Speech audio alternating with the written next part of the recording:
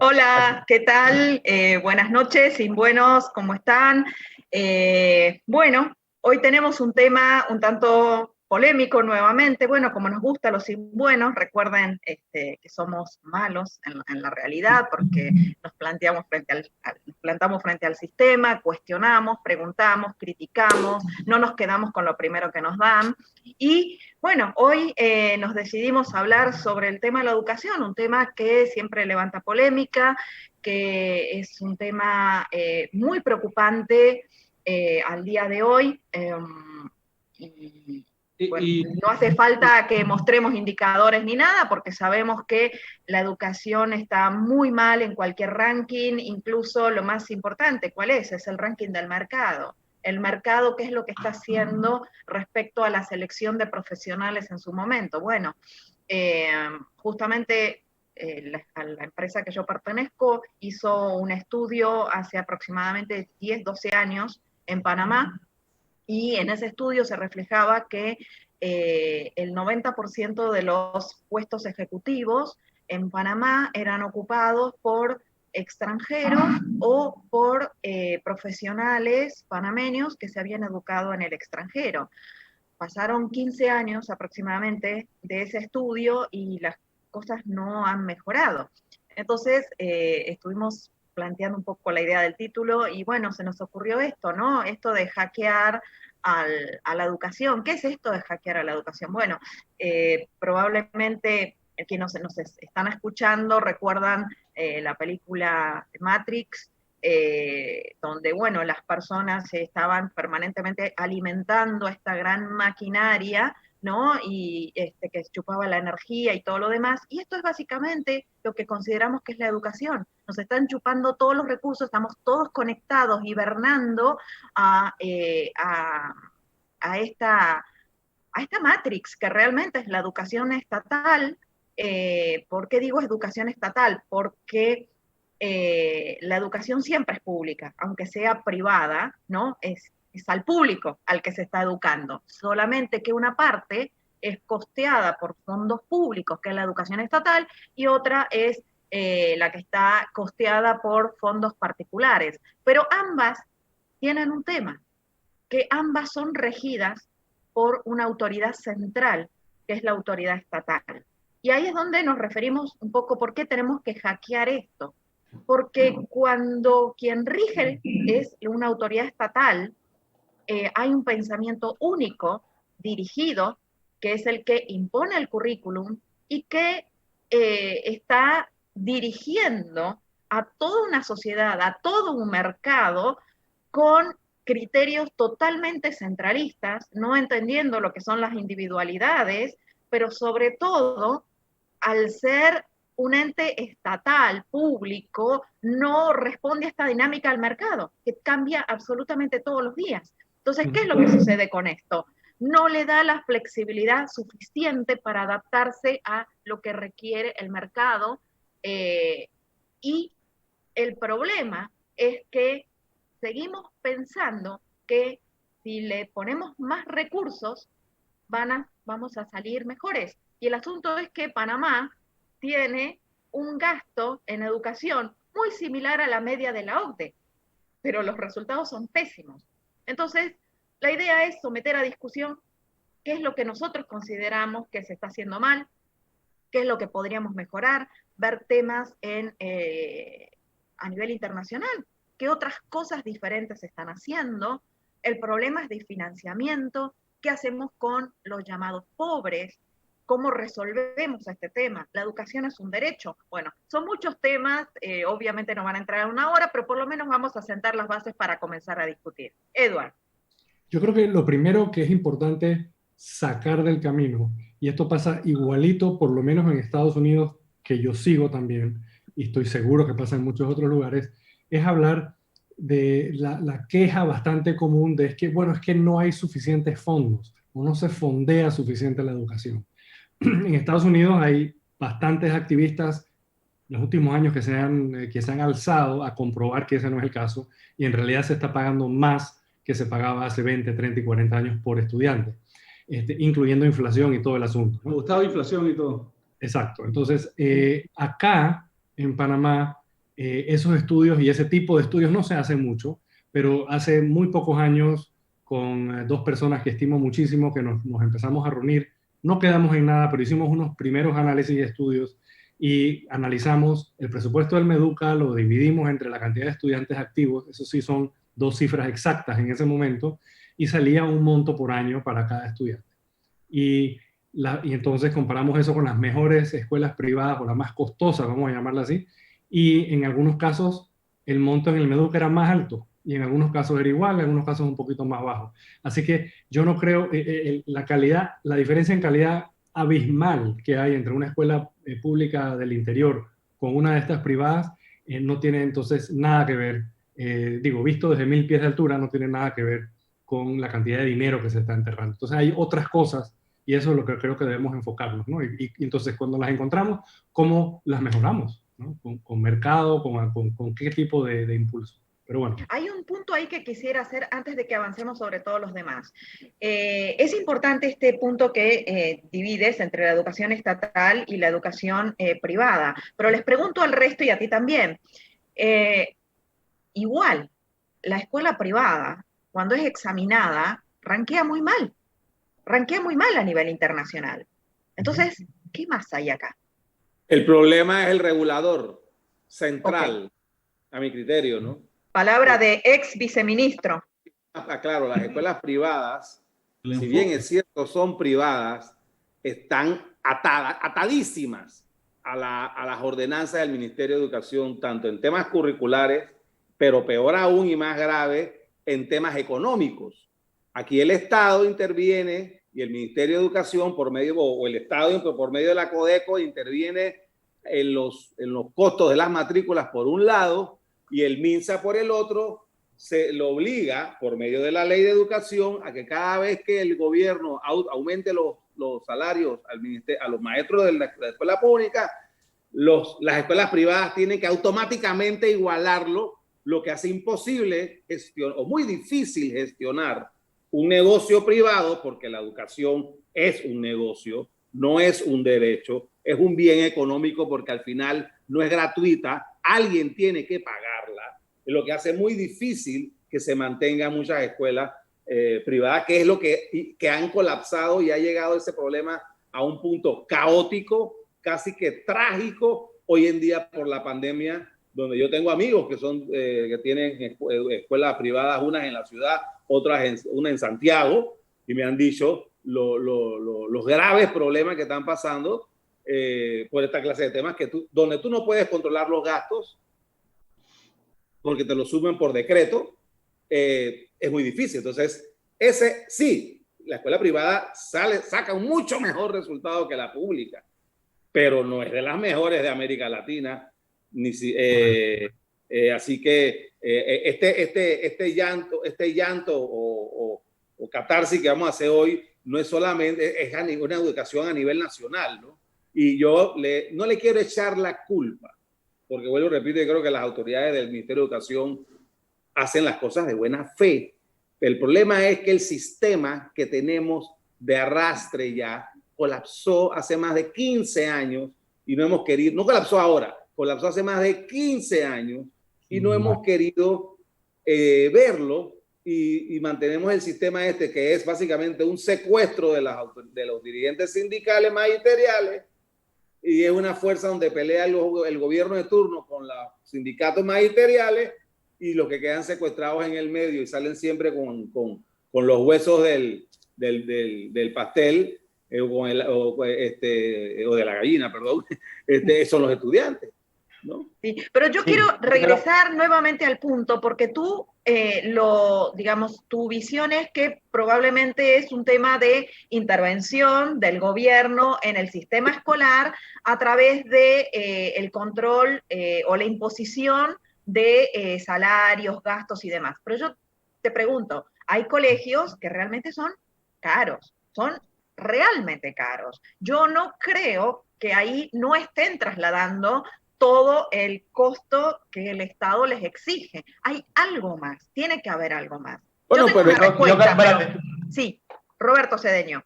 Mira, yo creo que lo que comentamos antes de empezar, hay un tema primero en el sentido de que las escuelas públicas hay menos supervisión, menos control de lo que hay en una escuela privada, para ir haciendo las diferencias entre un caso y otro. Tienes un tema de una supervisión más férrea que en un caso.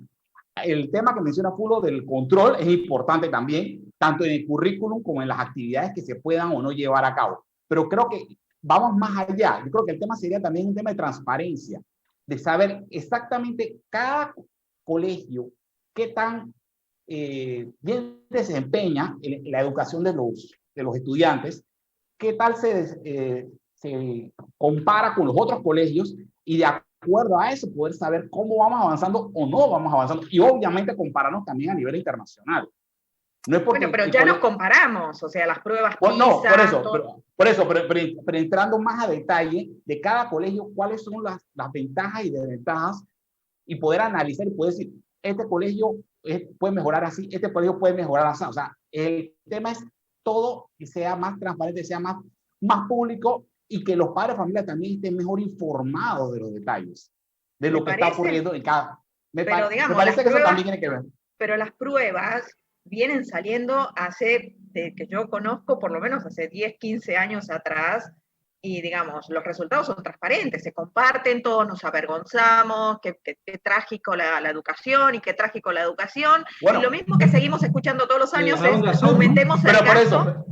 Sí, pero volvemos a lo que comentaba Pulo, pero al final del camino nos quejamos, pero no se toman medidas en cuanto a lo que es la capacitación de los docentes, en el sentido de que se exige que les aumenten el sueldo, no demuestran algún tipo de avance en sus capacidades para educar a los muchachos, no se demuestra cualquier tipo de rendimiento. O sea, es un tema como que, como son grupos magisteriales fuertes, como estamos hablando de sindicatos, el tema es más la amenaza de posible huelga, la amenaza de temas de índole político, más que el tema de mi capacidad para exigir más. O sea, yo te diría que si tú evalúas el currículum de un docente, está lleno de capacitaciones, Muchos de ellos viajan al exterior, tienen un montón.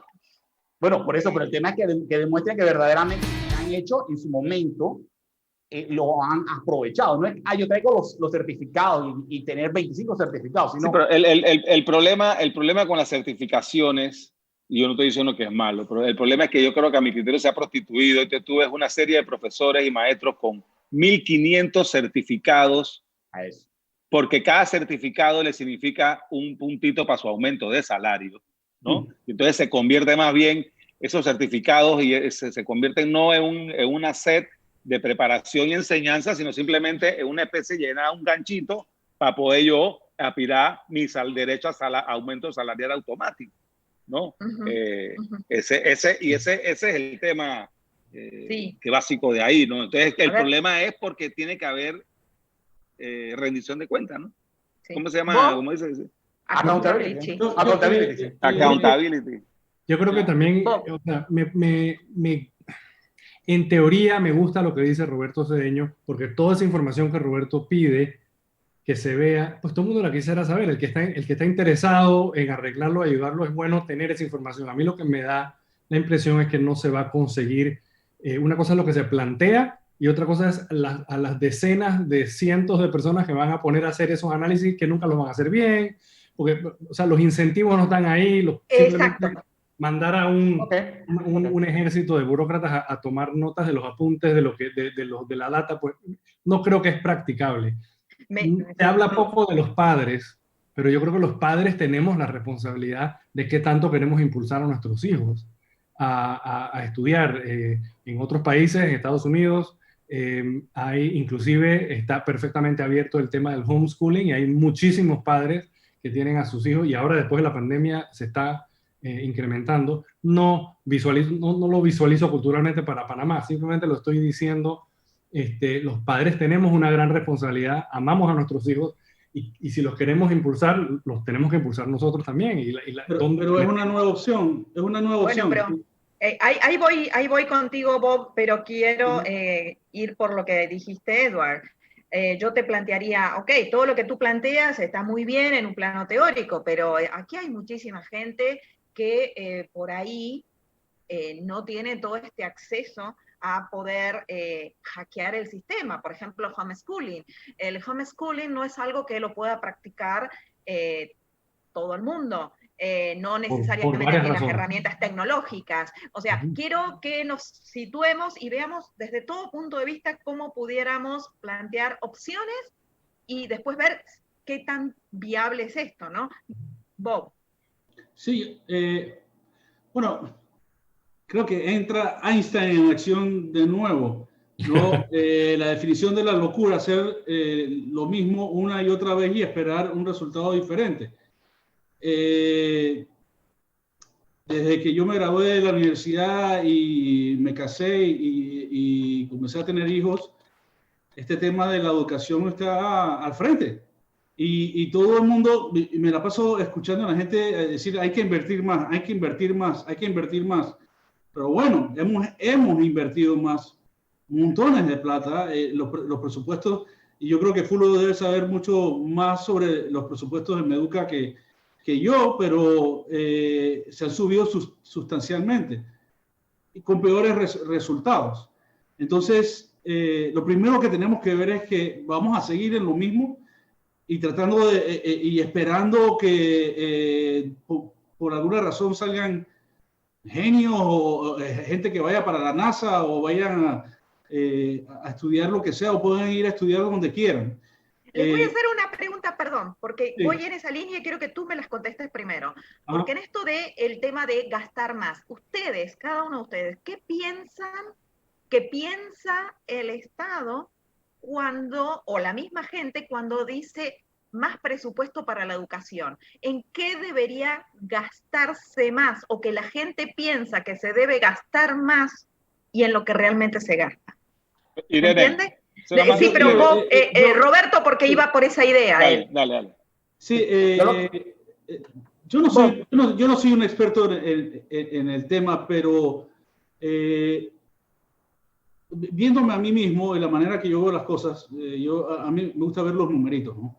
Y yo creo que mi dólar llegue hasta donde pueda, o hasta donde más pueda, ¿no? Y lo digo aquí, mis hijos van a una escuela privada, y cuando uno escoge la escuela privada, uno hace ese balance entre costo-beneficio.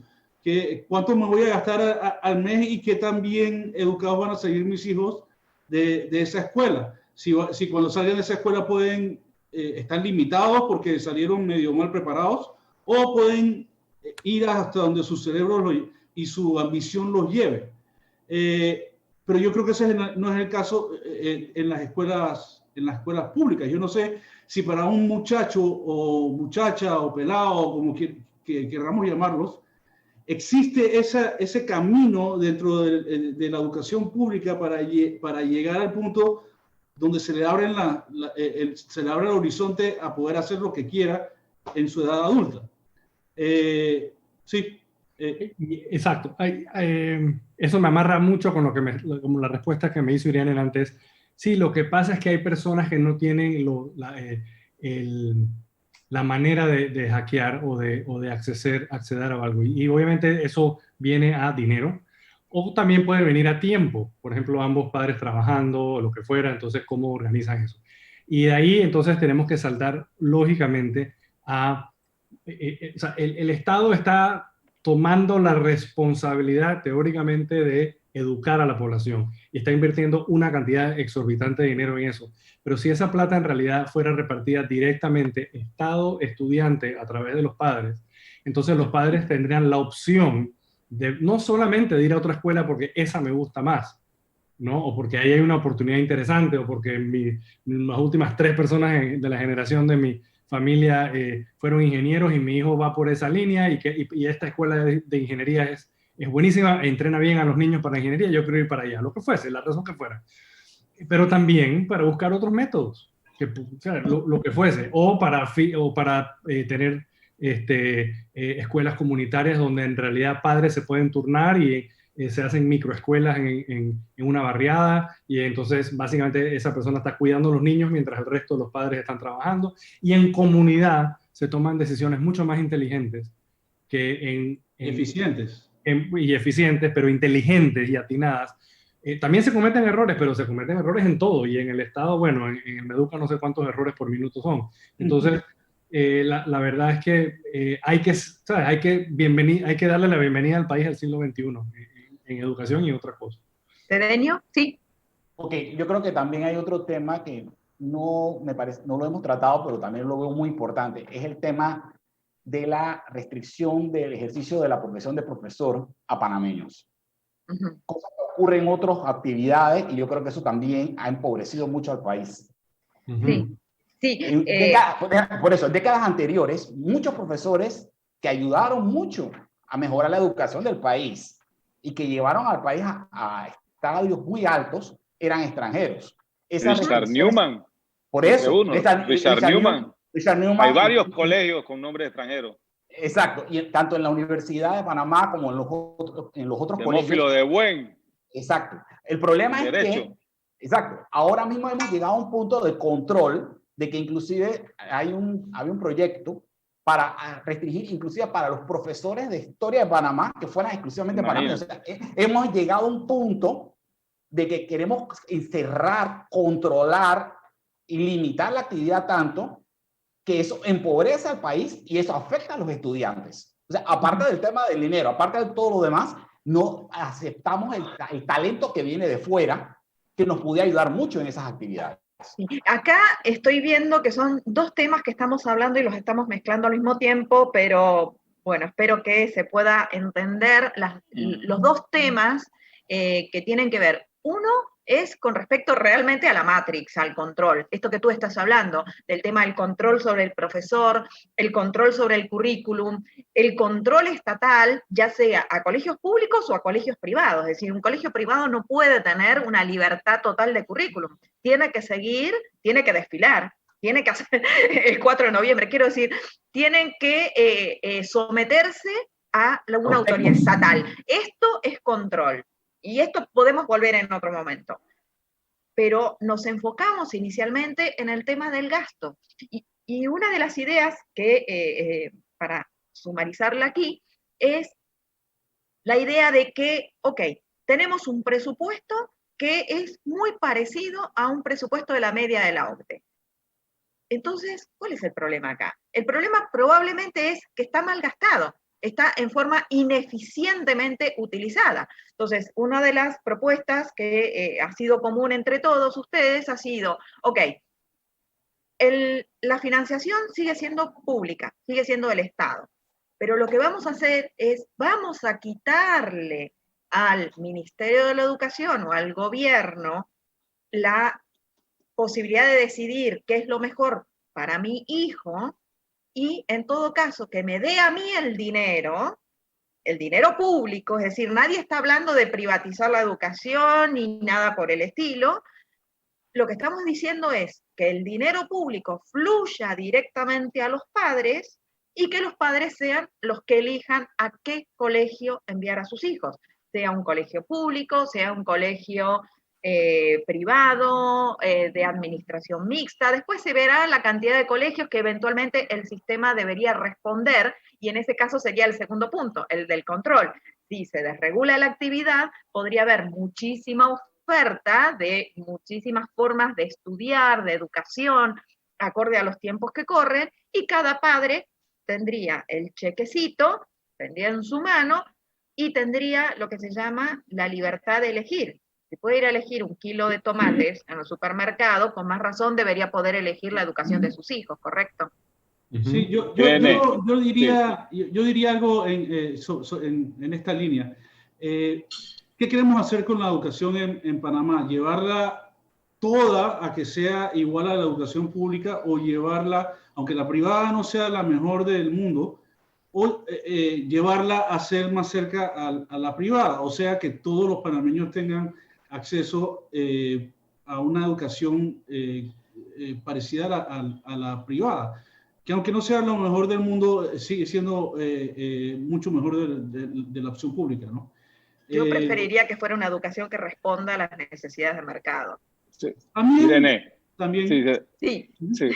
Yo quería, perdona que yo quería tocar un puntito que tocó Roberto antes en cuanto, y sobre y coincide con unas estadísticas que yo traje, que yo soy un hombre de leyes, no de números, pero en educación, las estadísticas creo que son muy necesarias conocerlas para saber primero cuánta plata nos estamos gastando o nos hemos gastado y cuáles son los resultados que hemos obtenido para entender la magnitud de lo que estamos hablando. Entonces yo me puse a husmear cifras de la Contraloría, inclusive que ya conocía, pero esta que estoy diciendo, que por ejemplo, si uno ve las cifras que aparecen en Contraloría del año 2005 al 2016, y eso lo vi porque lo leí en un artículo que salió hace poco, hace como un par de años atrás.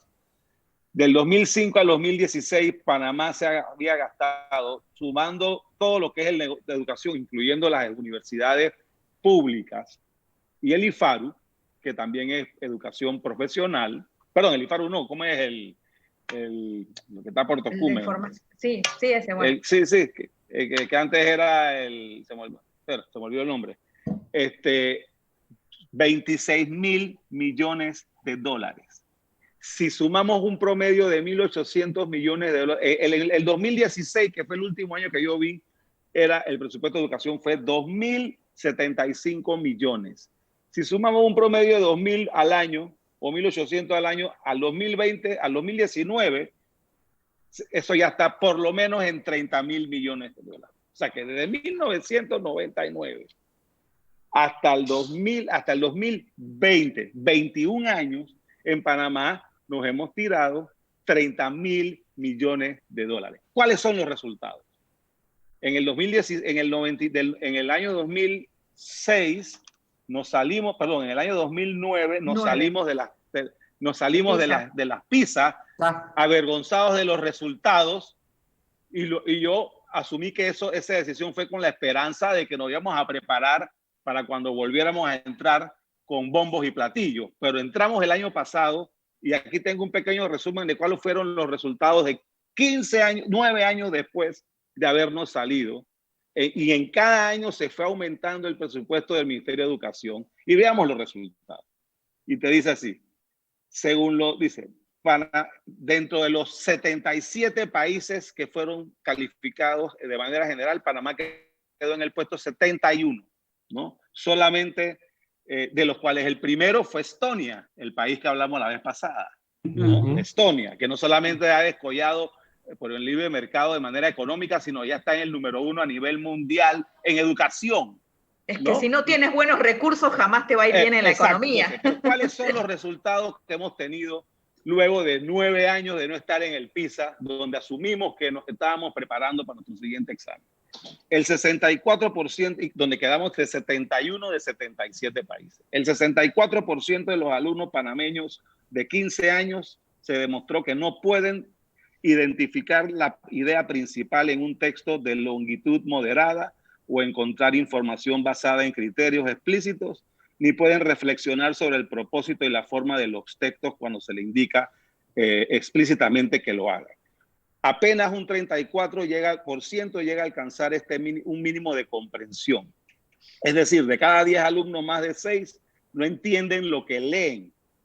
De hecho, la puntuación panameña fue abajo del promedio de la media, ¿no? Y quedamos en el puesto 63 de 77. Por debajo solamente Indonesia, Marruecos, Líbano, Kosovo, República Dominicana y Filipinas. Y si nos vamos a matemáticas, el 81% de los alumnos de matemáticas de 15 años del país no supo responder un cálculo simple, como comparar a la distancia total a través de 2 rutas alternativas o convertir los precios a una moneda diferente. En el mundo, solo un 24% de las personas no llegan a este nivel. Esos son los resultados. Entonces, como dice Roberto, Einstein, no hay que ser un Einstein para entender lo que dijo, que haciendo lo mismo o echándole plata a lo mismo que estás haciendo, no vas a conseguir buenos resultados. Y eso hay que decirlo porque ya en la elección pasada había un candidato, el candidato de gobierno, ¿no? De mi partido, ¿no? Pero bueno, ¿qué voy a hacer? ¿No?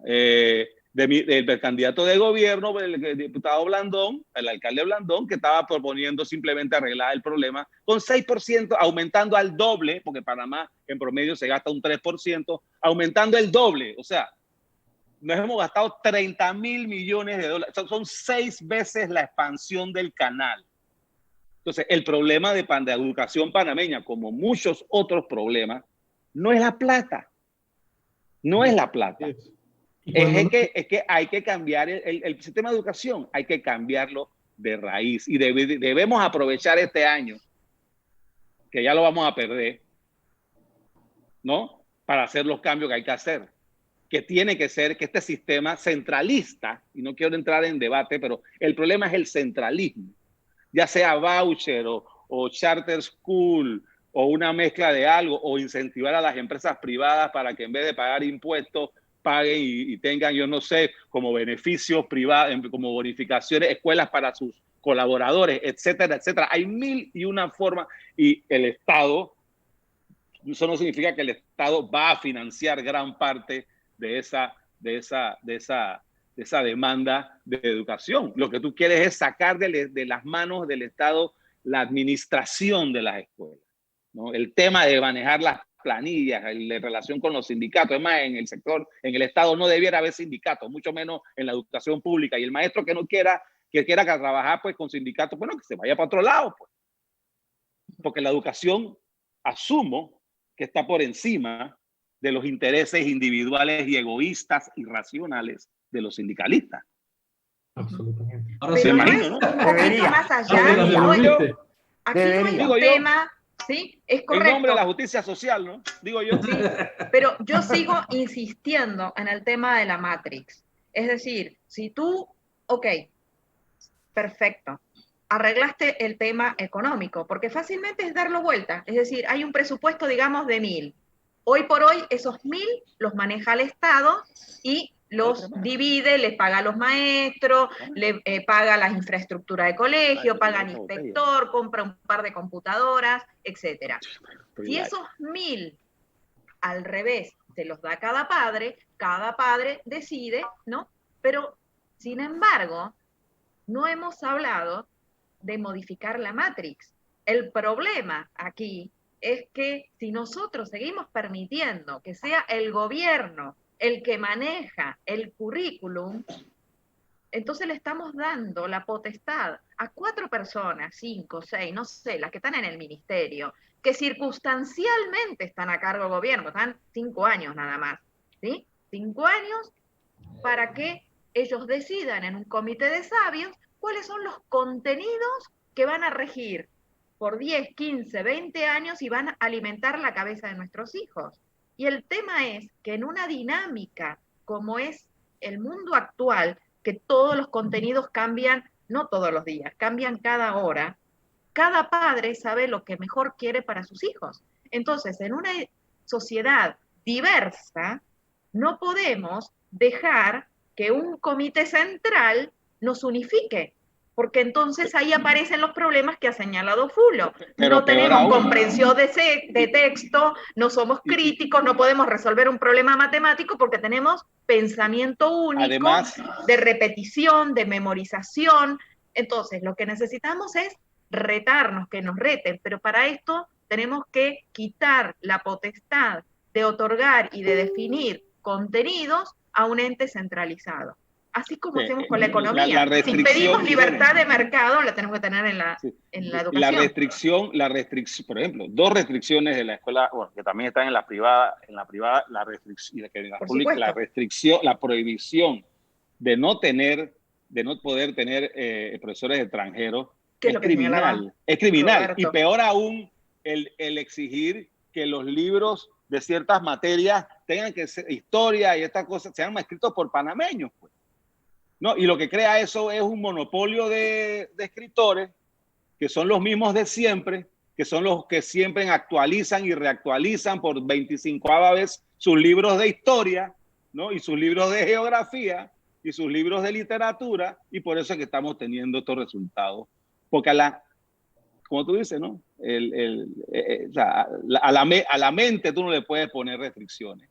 Totalmente, y hoy por hoy, y eso es lo que estamos haciendo, ¿no? con la tecnología existente, cuando cualquiera puede tener acceso a toda esta cantidad de contenidos que te manda Internet, entonces que te restrinjan a un solo libro, a un solo credo, a una sola línea de pensamiento, a un solo profesor, a un solo idioma, entonces lo que estás haciendo es limitando. Entonces esa es la matriz que hay que hackear.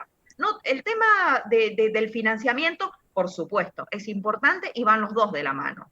Van los dos de la mano. Pero si liberamos la parte... No hackeas sin la plata. No hackeas sin la plata. Pero con la plata sola no te alcanza, porque si tú hackeas con la plata, entonces, por ejemplo, impones un régimen de vouchers, por ejemplo. Pero el Estado sigue controlando a través de un currículum oficial qué contenidos pueden dar las escuelas financiadas por el Estado finalmente, entonces estás en lo mismo. Solamente vas a poder elegir un edificio más o menos bonito, que yo entiendo que en el imaginario popular, me van a perdonar por esto, piensan que una buena educación es tener un buen uniforme, tener una computadora, tener un escritorio lindo, tener florcitas en las paredes. Eso no es una buena educación. Y después puedo venir sobre este tema y contar las experiencias africanas y demás de las escuelas privadas para pobres. Mientras el Estado mantenga el control de los vouchers, y como lo hace con todo, va a decir, bueno, vamos a probar esto, pero suavecito, como lo decía yo la semana pasada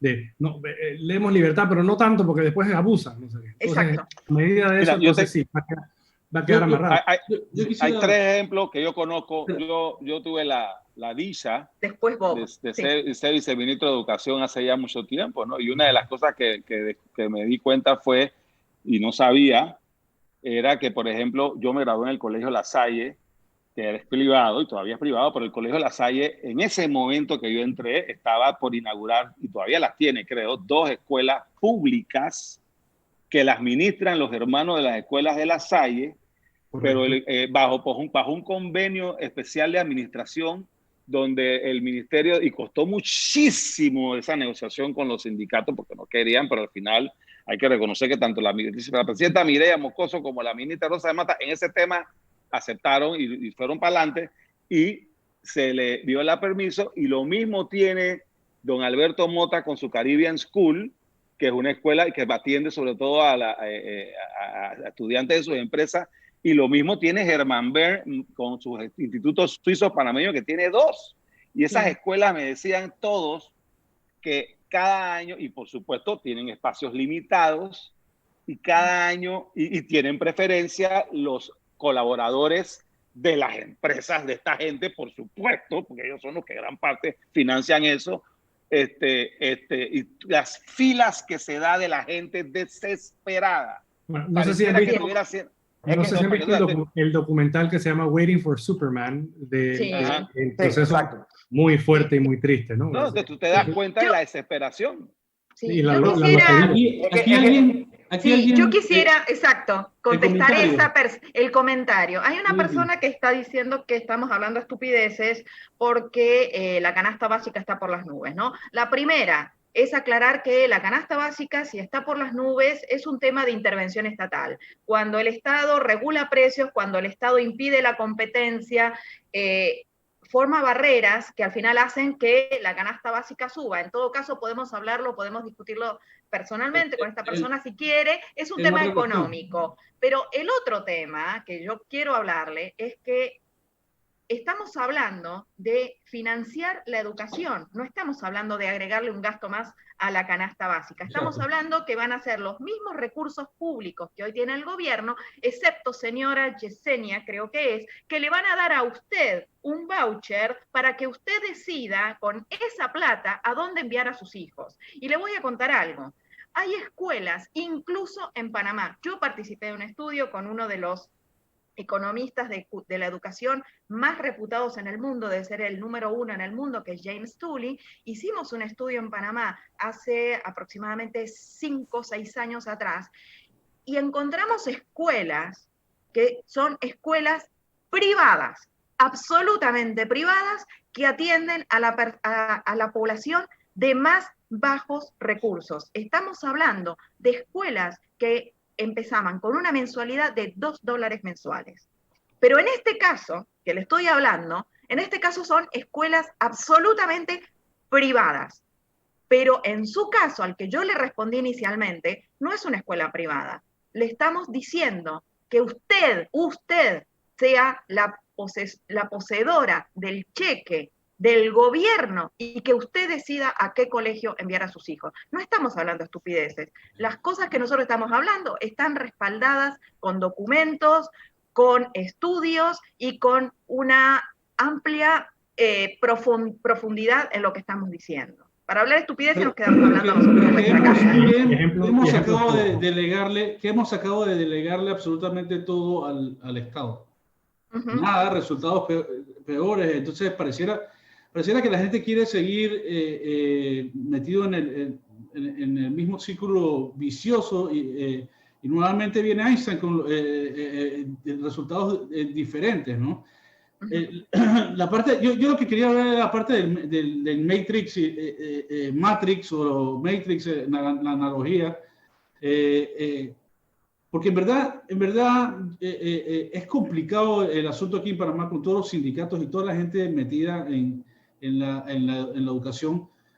¿Cómo nos conectamos en Matrix? El Matrix, en realidad, si nos vamos a la película, era gente conectada a un mundo que no existía, ¿no? Entonces, ¿cómo dejamos de soñar o cómo salimos de ese mundo que nos pintan tan bonito, pero en realidad no existe? Y esa es para mí la primera pregunta que hay que responder para poder comenzar a tomar el camino correcto en la educación. ¿Cómo nos despertamos a este sueño y cómo reaccionamos hacia adelante con la educación? Porque no podemos seguir igual y esperar que las cosas se arreglen solas. No se van a arreglar solas. ¿No? Sí. El mundo se está moviendo demasiado rápido. Yo recuerdo, ustedes seguro, ahora que los miro todos pasamos por escuelas donde quizás nos enseñaron a escribir a máquina. ¿Alguien no Yo le tocó? sí. Y digo, fui a una escuela privada, pues, el Colegio Javier, donde yo estuve, y me enseñaron a escribir a máquina. Hasta en el año 1982 estaba escribiendo a máquina. Ok, no estoy criticando la máquina por más primitivo que suene, pero da una idea de la velocidad de cómo han cambiado las cosas en mi vida, y ya voy para 50 años, y en la próxima década va más rápido y así ya está. Entonces, los otros países, otra vez, vuelvo a decir, nos están robando el mandado. La revolución educativa va a llegar acá de una forma u otra, pero si vamos a ser los últimos en la fila, entonces eso nos va a mantener de últimos en la fila en muchas otras cosas. Ya yo exploré para mis hijos chiquitos, y lo digo nada más como exploratorio, no como más nada, y puedo, pues, una escuela privada muy costosa en Panamá puede estar costando, yo no sé, locura, $700, $800 al mes, y hay hasta más caras. Encontramos una escuela americana que nos deja hacer el homeschooling en la casa y cuesta $300 al año. O sea, $27 al mes. Y simplemente, o aparte de eso, tengo que comprar libros y algunas otras cosas que los mando a pedir, que no es la gran cosa. Entonces, las soluciones están, pero por todos lados. Yo estoy seguro que un niño se puede pasar la vida de 5 a 12 años estudiando nada más temas de Khan Academy y va a aprender 73 veces más que lo que va a aprender en una escuela X general por ahí. Así que el país nos debe dar es la oportunidad de abrir las puertas y como padres ser creativos y explorar las posibilidades de todo. Sí, dime. Sí, Cedeño. Sí, mira, precisamente comentando lo del libro de Tully, también él comentaba de que uno de los argumentos muchas veces del control del Estado sobre la educación es el tema de que si no se va a crear desigualdades, lo cual me parece una falacia total. Al final del camino, cada persona tiene que hacer un esfuerzo por mejorar su educación y la de sus hijos y avanzar. Y el tema es la libertad de esa persona, lo que tú comentabas, Irene, de elegir.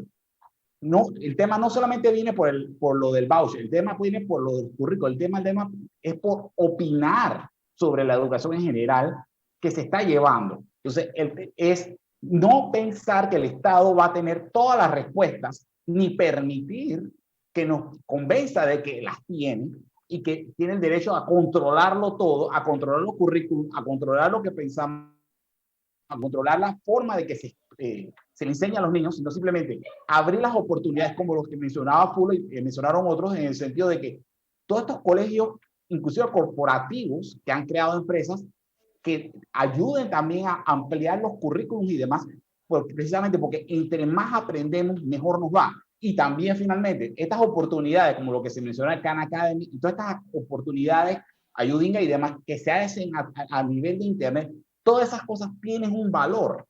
Pero aquí en lo que se ha tendido es a demeritar, a decir, lo único bueno es la educación pública, lo único bueno son los colegios públicos, lo único bueno son los maestros, y el Estado tiene el monopolio del control de la educación. Y eso es precisamente lo que hay que convencer a la gente de que no debe ser así. O con la educación no se lucra y ese tipo de cosas. Exacto. Sí, hay un tema aquí que a raíz del comentario me quedé pensando que las personas tienden a pensar, la mayor parte tienden a pensar que cuando uno habla de escuelas privadas, son escuelas para ricos. Bueno, en mi caso, yo trabajé directamente con James Tully. James Tully es una de los investigadores en educación, ya les comenté, más reputados en el mundo. Él comienza hace unos 15 años atrás, estando en África, a él lo manda el Banco Mundial a investigar cómo era la educación en países absolutamente pobres, África, la India. Y siendo investigador del Banco Mundial, él deja el Banco Mundial. ¿Por qué? Porque no respondía a lo que quería el Banco Mundial, que era seguir metiendo plata, ayudando y teniendo los mismos resultados. ¿Y él qué es lo que empieza a ver? Que en los lugares donde era más inaccesible, donde había pobreza extrema, la gente se reunía y había alguien de la comunidad que enseñaba y daba clases. Bueno, eso va progresando. Y lo cierto es que en todo el mundo, y esto es un estudio de la UNESCO que lo cita el The Economist en el año 2015, donde esto es data real, hay más escuelas privadas que públicas. Pero las escuelas privadas no son las que uno podría pensar que son estas lindas del uniforme, de los lindos blackboards, todo lindo, ¿no? De computadoras. No, no son esas escuelas. Lo que abunda mayormente son las que son llamadas escuelas privadas para pobres. De hecho, cuando nosotros replicamos ese estudio en Panamá, que lo hicimos con un apoyo, inclusive porque tenía un serio interés la Embajada de Reino Unido, investigamos en todo Panamá. Y créanme que yo les puedo asegurar que la mayoría de en Panamá no sabe la cantidad de escuelas brujas que hay. Aquí las llaman brujas. Pero ¿qué fue lo que nosotros vimos? Que había escuelas privadas atendiendo comunidades muy pequeñas con matrículas que iban desde $2 hasta, matrículas no, pagos mensuales de hasta $35 mensuales. E incluso cuando los padres de esa comunidad, algunos se quedaban sin trabajo, el mismo colegio becaba por un tiempo a ese alumno para mantenerlo allí. Bueno, yo les cuento. Maravilla. Es una maravilla, pero la gente no tiene idea que esto sucede aquí. No es que ¿Y por qué sucede en otro pasa eso? lado. ¿Por qué pasa eso? Porque el mercado está respondiendo mucho más rápido que lo que el gobierno puede responder. ¿Y qué hace el gobierno? El gobierno inicialmente entra a perseguirlas, ¿no? No están regulados, no. Pero llega un punto que los deja de perseguir. ¿Por qué? ¿Por qué? Piensen por qué. Porque no puede llenar el vacío. Exactamente, porque les están ayudando en verdad, les están sacando a todos estos niños, en vez de ser unos futuros pandilleros, los están educando.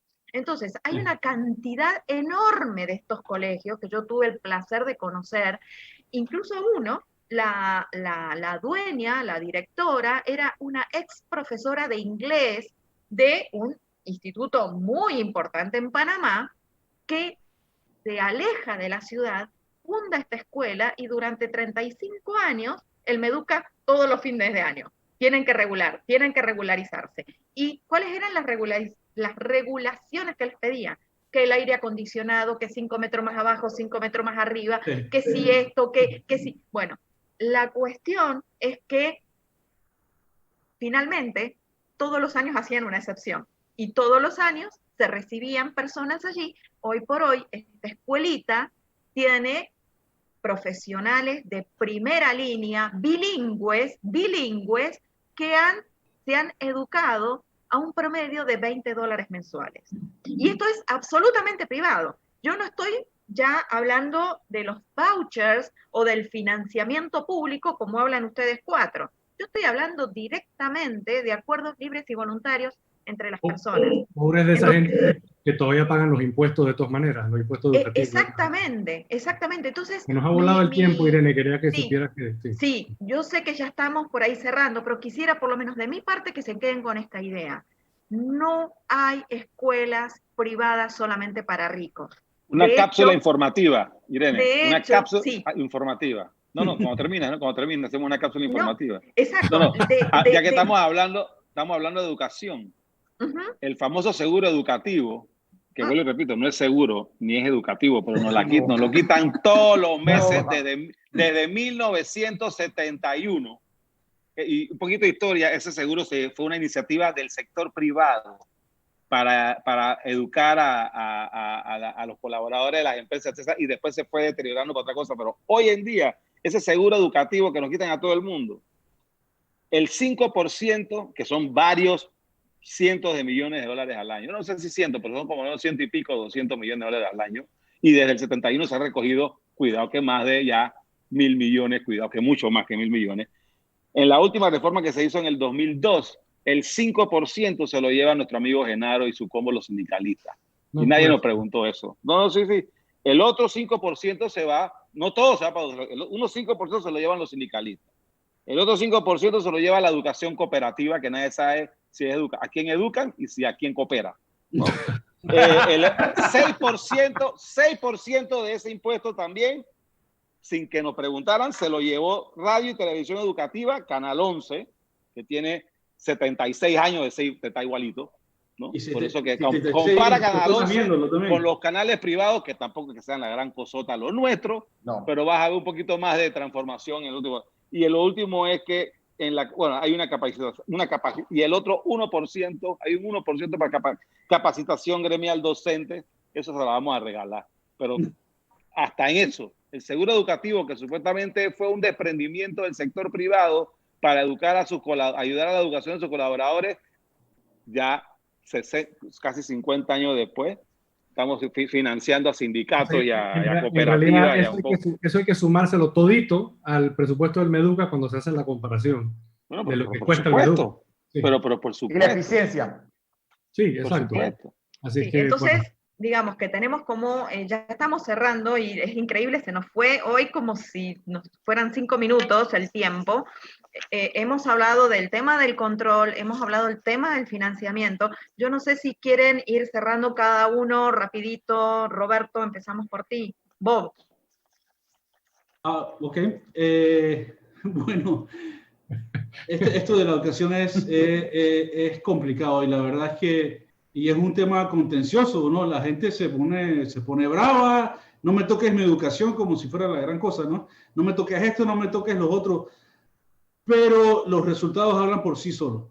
La gente se está graduando de secundaria, si es que se gradúan, y de vaina pueden escribir o hablar correctamente o sumar correctamente.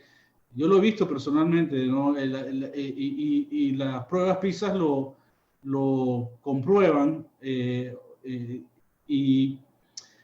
Seguir metiendo, bueno, voy a repetir, para como papagayo de nuevo, pero seguir metiéndole plata al mismo sistema no nos va a llevar donde queremos y cambiar el Matrix. Yo en verdad no tengo la respuesta correcta, pero sí hay cosas que se puedan hacer y principalmente darle los recursos a los papás para que decidan en qué manera y cómo se gastan y para que sus hijos puedan llegar donde ellos quieren llevarlos, ¿no? Las escuelas que has mencionado, y más puedo hablar de las formales, las de la familia Byrne, de la familia Mota, de la gente de La Salle, han salido adelante con mucho esfuerzo, mucha lucha, mucha creatividad, han tenido que bailar tango con el Estado, toda una serie de complicaciones y lo han logrado. Pero no solamente el voucher es un vehículo en manos de los padres para optar, sino que el mercado va a responder a que ahora esa plata está disponible. Entonces van a salir de los woods, de los arbustos, van a salir un montón de empresas, de personas que han querido, por ejemplo, su sueño ha sido educar a gente de pocos recursos y sacarlos adelante, y se van a emocionar, así como las familias pudientes estas que lo han hecho. Quizás con menos recursos va a salir plata de todos lados para generar escuelitas, para atraer esas inversiones. Así que es permitir florecer, es permitir florecer y que la sociedad crea que eso en realidad así es. Estonia pues, es uno de los tantos ejemplos. En verdad, Sí, yo creo que estamos cerrando y tiene que... Sí, Cedeño.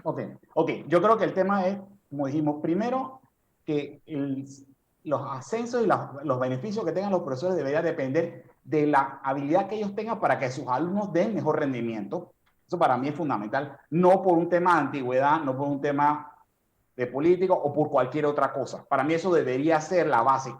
Puede ser utópico, pero considero que es así. Y dos, que este tipo de incentivos que se dan con el tema de la responsabilidad social empresarial para que las empresas vayan y pinten un colegio y ayuden con la infraestructura, debería usarse también para el tema educativo y que ellos pudieran colaborar con lo que es el pensum, con lo que es ideas, con lo que es capacitación, para ayudar y que esas escuelas realmente mejoren, porque el edificio, como tú mencionaste, Irene, no es suficiente. Se debe mejorar más la calidad de la educación que se da. Fulo. Nada personal, pero el Estado tiene sus funciones muy específicas, pero obviamente entre esas, y que hace muy bien, pero entre esas no está la educación. Y lo podemos ver, y eso no solamente es un tema de Panamá, es un tema a nivel bastante general. ¿Cómo? O sea, no hemos podido, el Estado no ha podido resolver el tema del aseo en 30 años, si tomamos de 90 para acá, no hemos podido resolver el tema de la salud pública, del seguro social, tenemos un problema grave precisamente por la intervención estatal. La economía cada día se complica más porque el Estado interviene cada día más, no de manera malintencionada, pero simplemente por mera supervivencia y subsistencia burocrática. Y entonces, por lo tanto, tampoco puede arreglar el tema de la educación. Y eso es lo que pareciera que no entendemos. El problema, la solución no está en el Estado. El problema es el Estado. Esto no quiere decir que el Estado hay que desaparecerlo y que no sirve para nada. No. El problema es que el Estado tiene que enfocarse en lo que tiene que hacer, temas de seguridad, justicia, cosas de esas, policía, pero en el tema económico, educativo sobre todo, que también incluye que también es un tema económico, el Estado debe salir.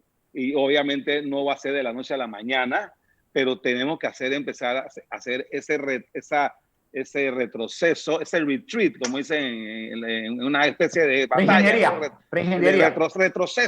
Retroceder, porque de lo contrario vamos a caer cayéndonos en esta web, en este telaraña de ineficiencia, ¿no? Sí.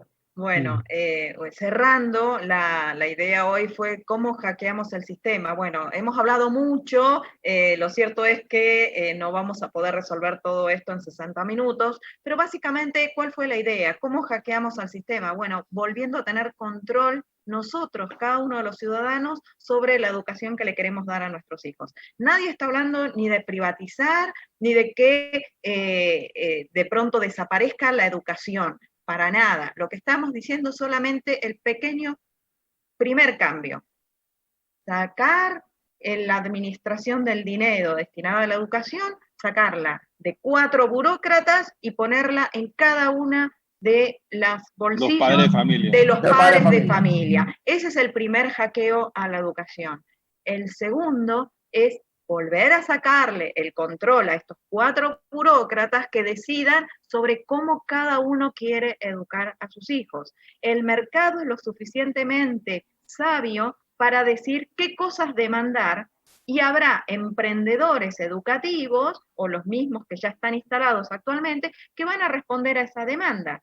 Entonces, ¿cómo hackeamos esto? Bueno, básicamente analizando. Si nosotros, cuando vamos a un supermercado, tenemos la opción, la elección, la libertad de decidir qué marca de lata de tomate utilizamos para comer, estamos hablando de la elección de una simple latita de tomates, ¿cómo es posible que no tengamos la posibilidad, la libertad de poder elegir cómo y de qué forma queremos educar a nuestros hijos? O sea, ese es el primer pensamiento que nosotros tenemos que tener para después poder entender cómo hackeamos la educación, recuperando y tomando la libertad y el control en nuestras manos del destino de nuestros hijos, que es nuestro bien más preciado.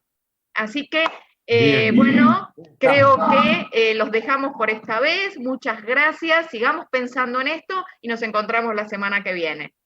Saludos, sean buenos y sean malos.